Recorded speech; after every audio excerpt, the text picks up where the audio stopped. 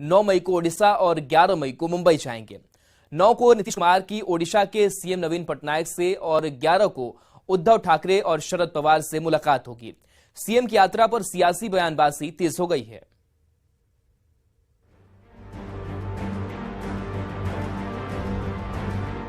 विपक्षी एकता की मुहिम में जुटे बिहार के मुख्यमंत्री नीतीश कुमार मंगलवार को एक कदम और आगे बढ़ेंगे। डिप्टी सीएम तेजस्वी यादव और जेडीयू अध्यक्ष ललन सिंह के साथ नीतीश कुमार ओडिशा जाएंगे, जहां उनकी मुलाकात ओडिशा के सीएम नवीन पटनायक से होगी और मुलाकात के दौरान उनकी बात विपक्षी एकता को लेकर होगी। नवीन पटनायक से मुलाकात के बाद 11 मई को सीएम नीतीश मुंबई जाएंगे, जहां उनकी मुलाकात महाविकास अघाड़ी के नेता शरद पवार और उद्धव ठाकरे से होगी। नीतीश कुमार जी को जो जिम्मा उन्होंने लिया है उस काम में पूरी ईमानदारी से लगे हुए हैं और उसका सकारात्मक प्रभाव आपको देखने में अगले कुछ दिनों में, अगले कुछ महीनों में देखने को मिलेगा।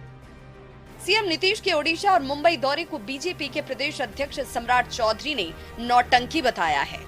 अरे चाय नाश्ता करने दीजिए मुख्यमंत्री जी को, कहाँ तंग कर रहे हैं बूढ़े लोगों को। ये बुजुर्ग हैं, अब बुजुर्ग आदमी को तंग नहीं किया जाता। बता दें कि एक महीने पहले विपक्षी एकता पर बड़ी कोशिश शुरू हुई, जब नीतीश कुमार को कांग्रेस की ओर से हरी झंडी मिली। 13 अप्रैल को नीतीश कुमार ने दिल्ली में कांग्रेस नेता राहुल गांधी, कांग्रेस अध्यक्ष मल्लिकार्जुन खड़गे, सीपीआई के डी राजा, सीपीएम के सीताराम येचुरी और दिल्ली के मुख्यमंत्री अरविंद केजरीवाल से मुलाकात की। 24 अप्रैल को नीतीश कुमार की कोलकाता में पश्चिम बंगाल की मुख्यमंत्री ममता बनर्जी से मुलाकात हुई और फिर लखनऊ में समाजवादी पार्टी के अध्यक्ष अखिलेश यादव से मुलाकात हुई। अब मंगलवार को नीतीश कुमार ओडिशा के सीएम नवीन पटनायक से मिलेंगे, लेकिन सवाल है कि कांग्रेस विरोध की सियासत करने वाले नवीन पटनायक क्या कांग्रेस को विपक्षी एकता की धुरी मानने वाले नीतीश का साथ देंगे? न्यूज़ 18 के लिए पटना से आनंद अमृतराज, रवि एस नारायण के साथ ब्यूरो रिपोर्ट। अब जरा ग्राफिक्स के जरिए ये जानिए कि विपक्षी एकता को लेकर नीतीश कुमार कहां गए। पटना से दिल्ली, दिल्ली से कोलकाता, कोलकाता से लखनऊ। तो ये तस्वीर हम आपको दिखा रहे हैं और ग्राफिक्स के जरिए दिखाते हैं कि किस तरीके से नीतीश कुमार का भ्रमण विपक्षी एकजुटता की कवायद को लेकर के चला। कोलकाता भी मुख्यमंत्री नीतीश कुमार पहुंचे, जहां ममता बनर्जी के साथ उनकी मुलाकात होती है। उसके बाद से उनकी जो यात्रा है वो लखनऊ तक पहुंची, जहां अखिलेश यादव से मिले भुवनेश्वर, और मुंबई भी जाने वाले हैं, जहां उद्धव ठाकरे से मुलाकात वो करेंगे और नवीन पटनायक से भुवनेश्वर में मुलाकात की जाएगी। तो ये तस्वीर देखिए, ये ग्राफिक्स देखिए, जहां पर मुख्यमंत्री नीतीश कुमार का दौरा विपक्षी एकजुटता को लेकर के, 2024 को लेकर के, तो विपक्षी एकता की राह में कहां पहुंचे नीतीश कुमार। तो सबसे पहले पटना, और पटना के बाद से फिर वो दिल्ली जाते हैं, दिल्ली से कोलकाता जाते हैं, कोलकाता से लखनऊ और लखनऊ से भुवनेश्वर से मुंबई जाते हैं। तो मुख्यमंत्री नीतीश कुमार की विपक्षी एकता की राह में नीतीश की चुनौतियों को भी समझने की कोशिश करते हैं। 9 मई को सीएम नीतीश ओडिशा के सीएम से मुलाकात करने वाले हैं। नवीन पटनायक से उनकी मुलाकात विपक्षी एकता को लेकर होगी। नीतीश कुमार नवीन पटनायक से विपक्षी एकता पर बातचीत करेंगे। देश के मौजूदा हालात में विपक्षी एकता की जरूरत पर वो बात करेंगे। लेकिन पेच भी है, पेच ये है कि नीतीश कुमार 2024 के लिए विपक्षी एकता में कांग्रेस को धुरी मानते हैं, लेकिन ओडिशा में नवीन पटनायक का कांग्रेस से सीधा मुकाबला है। ऐसे में कांग्रेस बीजेपी के साथ नवीन पटनायक की पार्टी बीजेडी की मुख्य प्रतिद्वंदी है। कांग्रेस बीजेपी को हराकर ही नवीन पटनायक ने ओडिशा में सरकार बनाई है। नवीन पटनायक 5 बार से ओडिशा के मुख्यमंत्री हैं। 2000 से ही नवीन पटनायक पर लोगों का भरोसा कायम है। 2019 के विधानसभा में उनकी पार्टी ने बड़ी जीत हासिल की। बीजेडी को 147 में से 112 सीटें हासिल हुई थी। चुनाव में बीजेपी को 23 सीट और कांग्रेस को 9 सीट मिली। ओडिशा में अगले साल विधानसभा चुनाव होने हैं और ऐसे में सवाल है कि जिस राज्य में उनका एक क्षेत्र राज्य है, वहां वो कांग्रेस को क्यों पनपने देंगे। तो ये तमाम चुनौतियां जो है विपक्षी एकजुटता की राह में, वो नीतीश के सामने भी मुंह बाए हुए खड़ी है। बहरहाल देखना दिलचस्प होगा कि जब नवीन पटनायक से मुलाकात होती है तो किस तरीके की जो बात है वो होती है। चलिए बढ़ेंगे आगे। बाबा बागेश्वर पर बिहार में सियासत तो चल ही रही है। सियासत के बीच बिहार की आयोजन समिति ने बिहार के राज्यपाल राजेंद्र विश्वनाथ अर्लेकर और मुख्यमंत्री नीतीश कुमार के साथ आरजेडी के अध्यक्ष लालू प्रसाद को भी कार्यक्रम में आने का न्योता दिया गया है। बाबा बागेश्वर आए, उनका स्वागत है, लेकिन हम ये कहना चाहते हैं कि देखिए उपद्रव कहीं नहीं है। इतना हाई तौबा करना जो बिहार की सरकार है, इतना हाई तौबा कर रहा है, किसी धर्म के नाम पर आप किसी को रोक नहीं सकते। बिहार में आजकल बाबा ही बाबा की चर्चा है। ये बाबा हैं धीरेन्द्र कृष्ण शास्त्री उर्फ बागेश्वर महाराज, जो पर्ची निकालकर इंसान का भूत, भविष्य और वर्तमान बता देते हैं। लेकिन बागेश्वर बाबा पर बिहार की सियासत दो धड़ों में बटी हुई है। लेकिन बाबा पर हो रही सियासत के बीच आयोजन समिति ने बिहार के राज्यपाल राजेंद्र विश्वनाथ हर्लेकर और मुख्यमंत्री नीतीश कुमार को निमंत्रण भेजा है। वहीं आरजेडी अध्यक्ष लालू प्रसाद को भी निमंत्रण भेजा गया। वो आवेदन हमने माननीय महामहिम गवर्नर साहब को, बिहार के मुख्यमंत्री माननीय नीतीश कुमार जी को और डिप्टी सीएम साहब के यहाँ उस तरह की प्रक्रिया नहीं है, लेकिन उनसे कई लोग हमारे सदस्य, वरीय सदस्य जाके उनसे आग्रह लालू जी से भी कर चुके हैं कि आप आए। मुख्यमंत्री और राज्यपाल को भेजे गए निमंत्रण पर आरजेडी और जेडीयू के नेताओं ने प्रतिक्रिया दी है। आरजेडी प्रवक्ता शक्ति यादव ने कहा कि बाबा आए, प्रवचन दे, किसने रोका है, सबको आजादी है। कथा करेंगे, पूजा करेंगे, आए, कोई आपत्ति नहीं। बिहार है, बिहार में भ्रमण करे, पर कोई गैर संवैधानिक बात न करे। वहीं जेडीयू प्रवक्ता भारती मेहता ने कहा कि ऐसे बड़े धार्मिक आयोजनों में मुख्यमंत्री और लालू जी जैसे बड़े नेताओं को निमंत्रण भेजा ही जाता है। निमंत्रण किसी के भी द्वारा दिया जाना, चाहे वो धार्मिक आयोजन हो, सामाजिक आयोजन हो या राजनीतिक आयोजन हो, ये बहुत सामान्य सी बात है। अब मुख्यमंत्री नीतीश कुमार और आरजेडी अध्यक्ष लालू प्रसाद बाबा की कथा सुनने जाते हैं या नहीं, ये तो वक्त बताएगा।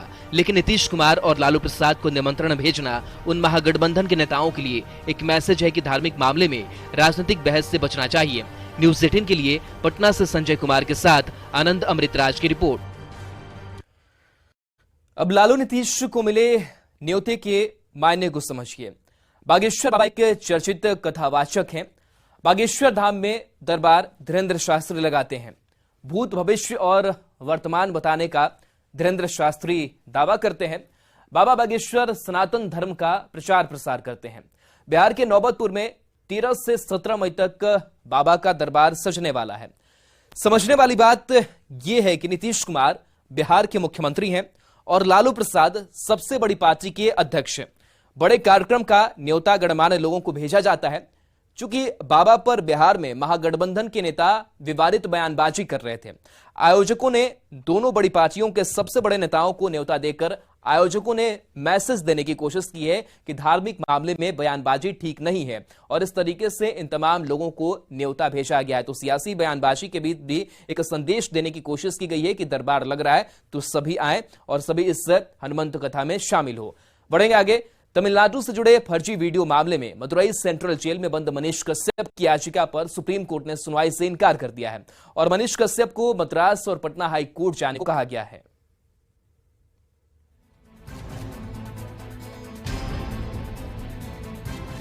विवादित यूट्यूबर मनीष कश्यप को सुप्रीम कोर्ट से बड़ा झटका लगा है। तमिलनाडु से जुड़े फर्जी वीडियो मामले में मदुरई सेंट्रल जेल में बंद मनीष कश्यप की याचिका पर सुप्रीम कोर्ट ने सुनवाई से इनकार कर दिया है और मनीष को मद्रास और पटना हाईकोर्ट जाने को कहा है। सुप्रीम कोर्ट में मनीष कश्यप की तरफ से याचिका दाखिल करके अंतरिम जमानत की मांग की थी और उनकी तरफ से यह भी कहा गया था कि जो विभिन्न राज्यों में उनके खिलाफ मुकदमा दर्ज किया गया है उनको एक साथ क्लब किया जाए, लेकिन उनकी दोनों दलीलों का फिलहाल तमिलनाडु और बिहार सरकार की तरफ से विरोध किया गया। उनकी तरफ से यह कहा गया कि इस पूरे मामले में किसी भी प्रकार से मनीष कश्यप को राहत नहीं देनी चाहिए। यूट्यूबर मनीष कश्यप की याचिका पर सुनवाई करते हुए सुप्रीम कोर्ट ने कहा कि तमिलनाडु एक शांत राज्य है, आपने वहां अशांति फैलाने की कोशिश की, ये कोई छोटा मामला नहीं है। कश्यप के वकील ने अपनी तरफ से सफाई देते हुए कहा कि मीडिया रिपोर्ट के आधार पर ये वीडियो बनाए गए थे। अगर उसे रासुका के तहत गिरफ्तार किया गया है, लेकिन मीडिया में छपने वाले दूसरे जो एजेंसियां हैं उनके खिलाफ कोई कार्रवाई नहीं की गई है।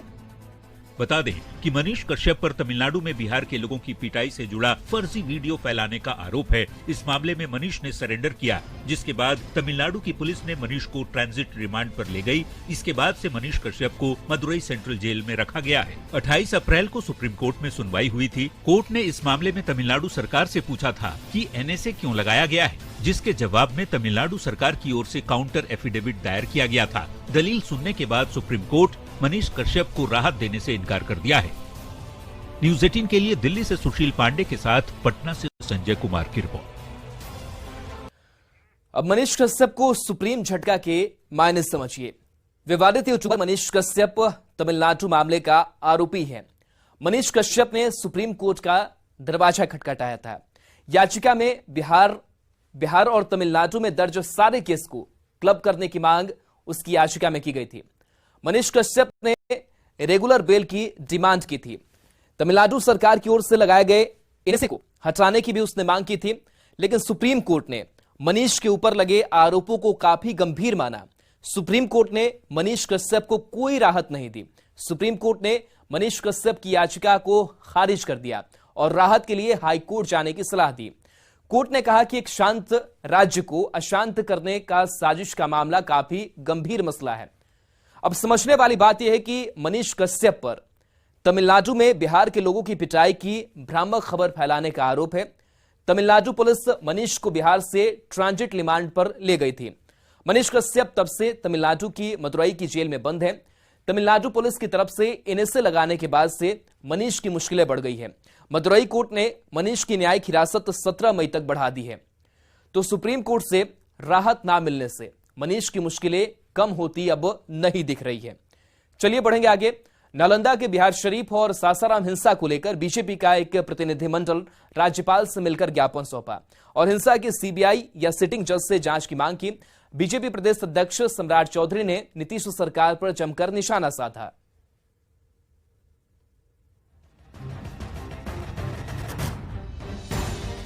बीजेपी ने नीतीश सरकार पर लोगों की सुरक्षा देने में नाकाम रहने का आरोप लगाया है। नालंदा और सासाराम हिंसा की सीबीआई या फिर सिटिंग जज से जांच की मांग को लेकर बीजेपी प्रदेश अध्यक्ष सम्राट चौधरी की अध्यक्षता में एक प्रतिनिधिमंडल ने राज्यपाल से मुलाकात की। पार्टी नेताओं ने बिहार सरकार पर शोभा यात्रा को सुरक्षा नहीं देने का आरोप लगाया और पूरे मामले की निष्पक्ष जांच की मांग की। महिम राज्यपाल महोदय से हम लोगों ने आग्रह किया है कि सासाराम और बिहार शरीफ की घटना में नीतीश कुमार जी ने जानबूझकर कोई प्रशासनिक व्यवस्था खड़ा नहीं किया, जिसके चलते ये पूरी घटना घटी है। नीतीश कुमार जी की सरकार ये चाहती थी कि आदरणीय अमित शाह जी का कार्यक्रम रद्द हो, इसी के लिए सारा षड्यंत्र रचने का काम किया और पटना हाईकोर्ट के सिटिंग जज से इसकी पूरी इंक्वायरी कराने का काम करें। आपको बता दें कि 31 मार्च को सासाराम में सांप्रदायिक हिंसा हुई। रामनवमी की शोभा यात्रा में हिंसा भड़की थी। हिंसा में जमकर पत्थरबाजी और आगजनी हुई। सांप्रदायिक हिंसा में बीजेपी के पूर्व एमएलए जवाहर प्रसाद अरेस्ट किए गए थे। बीजेपी पूर्व एमएलए की गिरफ्तारी का विरोध कर रही है। बीजेपी लगातार रामनवमी के बाद भड़की हिंसा को मुद्दा बना रही है और नीतीश सरकार को निशाने पर ले रही है। ऐसे में राज्यपाल को ज्ञापन देने के बाद हिंसा से जुड़े मुद्दे पर सियासत और भी तेज होगी, इसमें कोई संदेह नहीं। न्यूज़ 18 के लिए पटना से रवि एस नारायण की रिपोर्ट। अब जानिए राज्यपाल से आखिर बीजेपी के नेता क्यों मिले। बिहार में रामनवमी के बाद सांप्रदायिक हिंसा हुई थी। सासाराम और नालंदा के बिहार शरीफ में हिंसा हुई थी। सांप्रदायिक हिंसा के बाद से बिहार में सियासत काफी अब तेज हो चली है। सत्ता पक्ष के नेता बीजेपी पर साजिश का आरोप लगाते हैं। बीजेपी के पूर्व विधायक जवाहर प्रसाद को पुलिस गिरफ्तार करती है। बीजेपी के नेता सरकार पर साजिश के तहत फंसाने का आरोप लगाते हैं। बीजेपी नेताओं को टारगेट करने का आरोप लगा रहे हैं और यही वजह है कि बीजेपी नेताओं ने राज्यपाल से मुलाकात की। हिंसा के सीबीआई सिटिंग जज से जांच की मांग की गई है ताकि बिना भेदभाव के जांच की जा सके। तो देखना दिलचस्प होगा कि अब राज्यपाल से मिलने के बाद से क्या कुछ इसमें फेरबदल होता है या फिर क्या कार्रवाई आगे बढ़ती है। चलिए बढ़ेंगे आगे। बिहार में शराबबंदी के बीच नशे की खेप का मिलना जारी है। शराब के तस्कर लगातार प्रशासन की आंखों में धूल झोंककर नशे के खेल को अंजाम दे रहे हैं। उत्पाद विभाग और पुलिस की सख्ती के बाद भले ही माफिया के ठिकाने ध्वस्त हो रहे हों, लेकिन शराब की जारी तस्करी ने प्रशासन की नींद जरूर उड़ा दी है।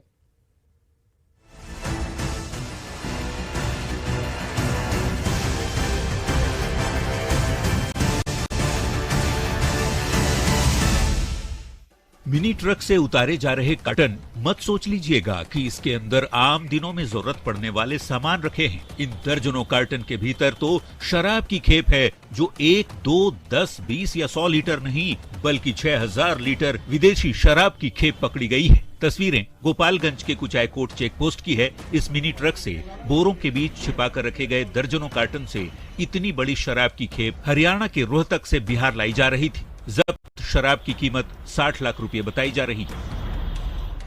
लगभग 6000 कुछ लीटर शराब बरामद हुई है और ये रोहतक जिले से लेके जाया जा रहा था।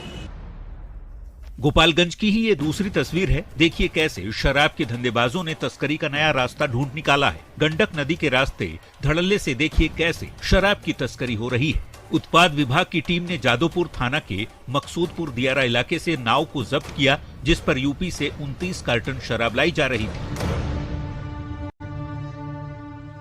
शराब के धंधेबाज सारण जिले में भी बेखौफ हैं। छपरा में शराब के धंधे के खिलाफ पुलिस और उत्पाद विभाग की कार्रवाई से माफिया में हड़कंप मच गया है। दियारा इलाके में ड्रोन से निगरानी के बाद पुलिस और उत्पाद विभाग की टीम ने धावा बोला, जहां बड़े पैमाने पर देसी शराब का निर्माण किया जा रहा था। पुलिस ने 2 धंधेबाजों को अरेस्ट कर लिया है। में करीब हम लोगों ने 40,000 केजी जावा गुड़ को विनष्ट किया है। इसमें दर्जनों भट्टियों को तोड़ा गया है तथा करीब 400 लीटर निर्मित शराब को हम लोगों ने विनष्ट किया है। शराबबंदी के बावजूद बिहार में शराब की तस्करी जारी है, तो पुलिस और उत्पाद विभाग की टीम भी मुस्तैदी से नजर रख रही है। जल, थल और वायु तक से नशे के धंधेबाजों पर लगातार नकेल कसा जा रहा है। न्यूज़ 18 के लिए गोपालगंज से गोविंद और छपरा से संतोष की रिपोर्ट। और चलिए एक